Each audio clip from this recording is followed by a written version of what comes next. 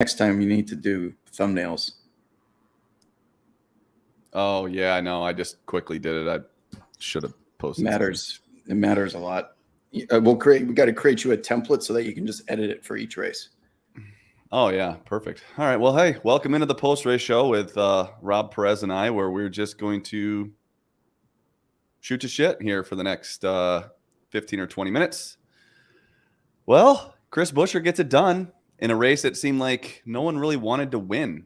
Every time someone would get out there to the lead, they would make a mistake, whether it was Brad Keselowski on pit road, whether it was Tyler Reddick also getting on pit road, or the guys that we thought were going to be good early in the race. Chris Bell, super fast early. Eric Almirola, super fast early in the race.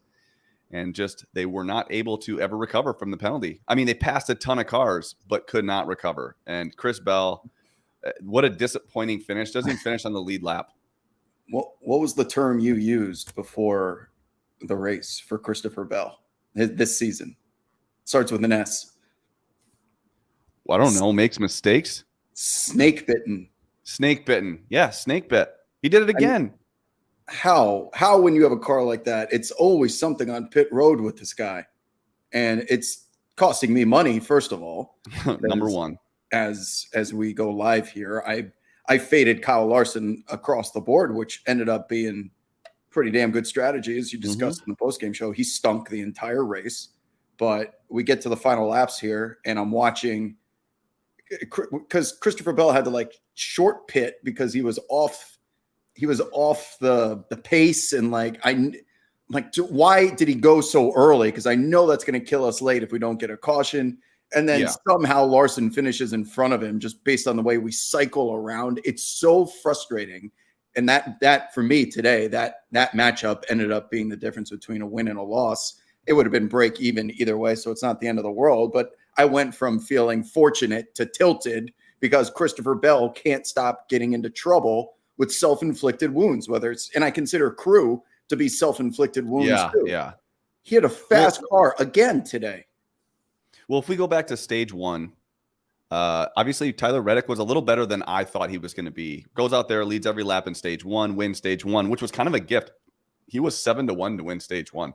You weren't going to pit unless there was a caution. So if it stayed green and you had track position at a place where it's really tough to pass, goes out there and wins. I know there was a few guys that had him stage one winner, but I thought that the biggest kind of mover, obviously the first stage, was Eric Almirola. I mean, this guy looked like a rocket ship. I mean, I think he went in the top 10, was 10th when they went down and pit, when he went down and pitted under green flag conditions in the second round or in the second stage, and just absolutely screws the pooch and has a penalty, goes to the rear, and then was able to recover. He finished 8th still. I mean, he had a great race car. I'm really pissed because I had a ton on him at 40-1, 60-1, and then a bunch at him 50 live.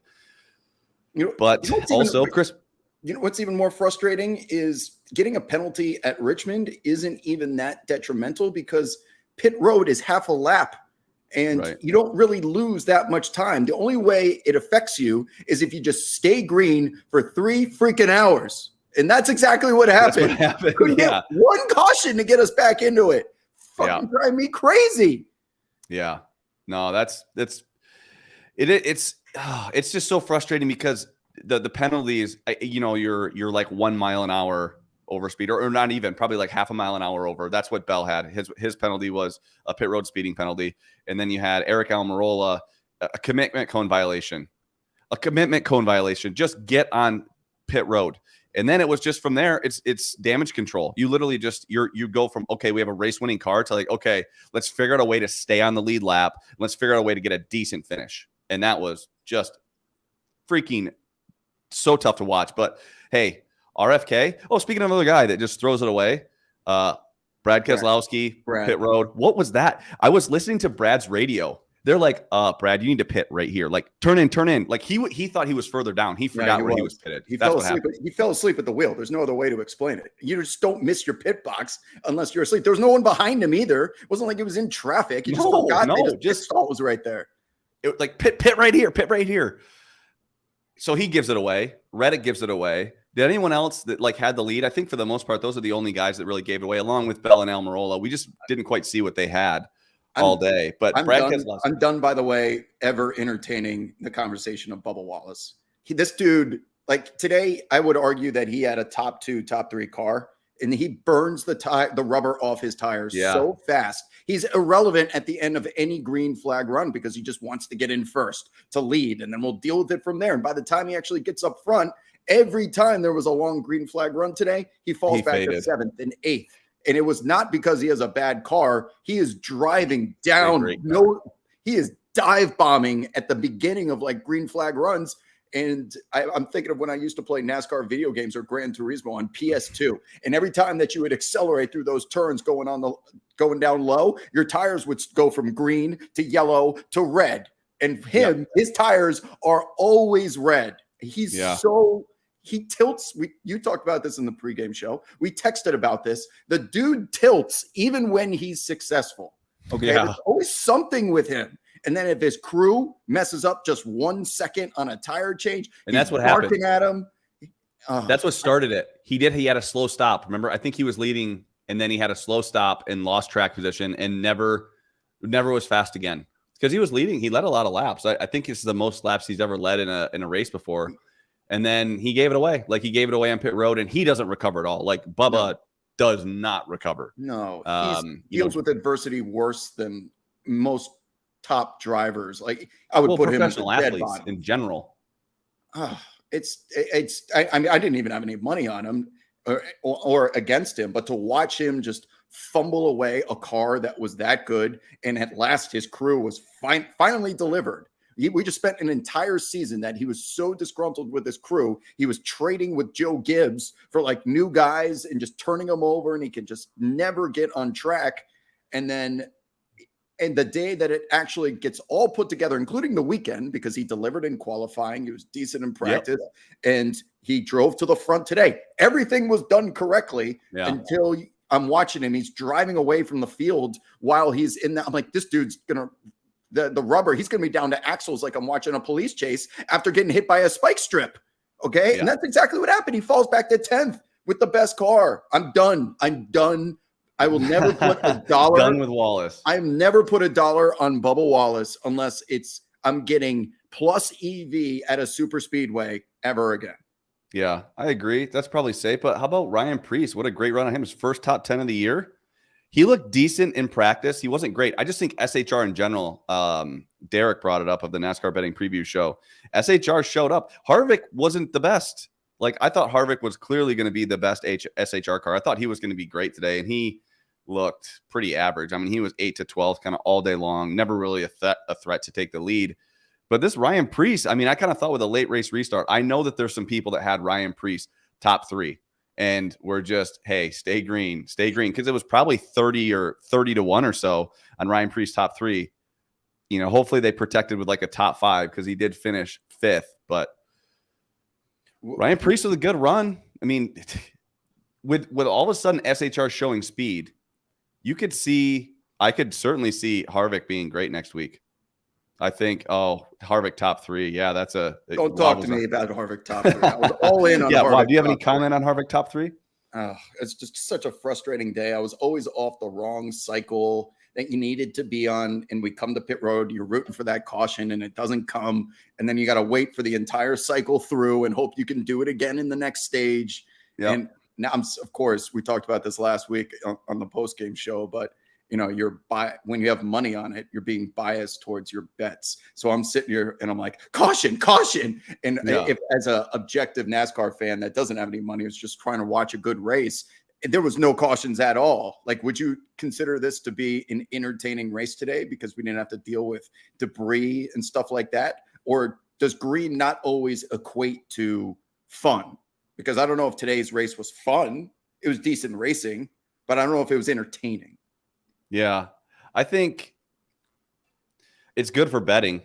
I like green flag, right? I like that because I think that the good cars were able to work their way to the front, in my opinion. Chris Bell never had a chance. I thought he had a great car. He was up in 18th place when he decided to speed on pit road. You look at Eric Almirola was able to get through the field. And then I thought that Ryan Preece was good all day. Logano, I thought good cars were up front. Truex was trash for the first half of the race, and the fact that he made just that one stop strategy work twice. I know. I'm like, I had to bet him live. The replay of him driving around the track, by the way, he was practically below the yellow line, like tippy-toeing around. Hugging the bottom. It was so funny. He was going 100 miles an hour, but he was making the track 80% of the length by staying as low as possible. It was so funny to watch. Yeah, I mean, credit to Truex, because that was not easy what they set him out there to do. No. Yeah, Buescher. There's a lot of people had Buescher live. I think that was a pretty common theme across most people. Were able to get him live, whether it was 100 to 1, all the way down to 60 to 1. I saw. So, good job to everybody that were able to hit that bet. Brad Keselowski and RFK. I mean, are they? You now have Buescher in the playoffs, and this is a most similar race. This is a more similar racing to Phoenix. I just don't know that he can get there. I think it's kind of a irrelevant win ultimately for Buescher. Like unless they just found something, right? Because that happens. Like the only time that there's just kind of a little one-off was Ryan Blaney going out and winning the Coke 600, and then has just been non-existent ever since. Like he hasn't done a damn thing. He might be fast next week, but it'll be interesting to see how RFK is next week. If they show speed next week, they could be actually someone that does they could do some damage in the playoffs, because obviously Brad's as talented as they come. He could have won the race today. And to have his teammate end up just kind of being there to take the win when Brad, bows out, pretty impressive. I'm tilted for another reason, because I bet before the NASCAR season started, I bet Chase Briscoe to win the championship for the exact reason what Chris Buescher did today. I figure if I can get just one crazy win at Richmond or Phoenix, because how good Chase Briscoe is at those tracks, knowing what maybe I can snake a plus 5,000. And Buescher just accomplished that, doing what Chase Briscoe should have done. And to Briscoe's credit, he was as good today as he's been all year, because he's been I agree. terrible. I agree. Yeah, I mean, a sneaky good 11th. He finished 11th. He beat Bubba. Yeah, no, this was his best track. This is the exact reason for having a future on him, and he still didn't come through while Buescher did. But I'm also thinking in the back of my head from a playoff standpoint, this now next week is the Glen? No, next week is Michigan. Oh, okay. I was about to say, I'm thinking of Chase Elliott, because there was a time before Buescher got to the front that Elliott was running like 11th. And then you start to look at the playoff standings, and that number they show it on the screen with the graphic a couple of times. I'm like, are we sure he can't get in on points? There's a lot of racing left. And he was getting there. But now that Buescher gets in, he falls off planet Earth. Gibbs comes below the cut line. It's back to, he's going to have to win now at this point, I think, even mathematically. But he was booking some stage points there. And we're getting to the point on the schedule now that, do we need to consider drivers that are on the playoff cut line are going to be trying to win stages and just collect stage points if you're a Ty Gibbs, and just pray to God that someone new doesn't win? And then we just get in by booking 5th place in stage 2, 4th place in stage 1, and then we point our way in. Are we at that point in the schedule yet? Yeah, I mean, here's the thing: you go Michigan, which is not really a strategy race. It's like, hey, do you have do you have speed under the hood? Like, you have to have speed, and can you make up ground on the long straightaways? Right? You have a smooth 2-mile track. Tire wear is not going to really be an issue. I think that so that's Michigan. I think it's just kind of the fastest cars win. I expect that the 5 and the 24 will be really, really fast. Maybe Kevin Harvick could be up there as well. Then you have the Indy GP, which, I mean, is kind of a tough race because of that turn 1. I hope that they do something about that, because usually you just see guys just go in there and dive bomb and wreck, and even Chastain cutting the corner and then just entering the race behind Reddick and potentially winning. And then we're off to Watkins Glen, where you're just going to see a high speed road course, and then Daytona. Yeah, that's the Chase race. I mean, Glen and Daytona is Chase getting into the playoffs weekend. Yeah, I agree. Yeah. So, best comp for Michigan is Kansas, I would assume. Yeah.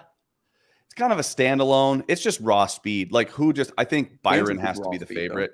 Just Kansas raw speed. Is just that long straightaway, and then I think that there's more tire wear at Kansas. At least there has been the last couple times we've been there. If Michigan had tire wear, it'd be awesome. It used to be a great track. Just no tire wear now, which makes it pretty boring. Kind of like everyone runs 2 grooves off the bottom, and That's it.